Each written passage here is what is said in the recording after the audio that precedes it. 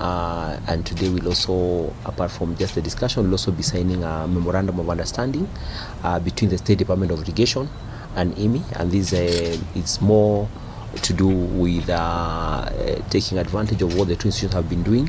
We'll be leveraging on some of the reforms that we want to implement, and so to enable us unlock the potential of NISIP.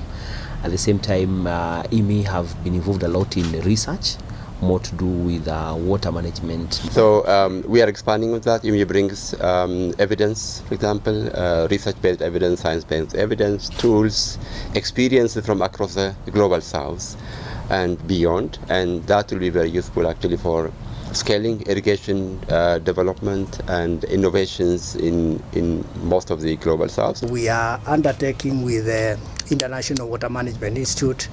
We are already working on a concept note to prepare an irrigation water tariff.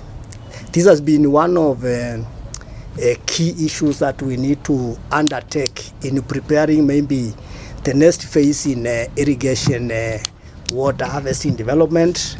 We have never had an appropriate tariff or even a tariff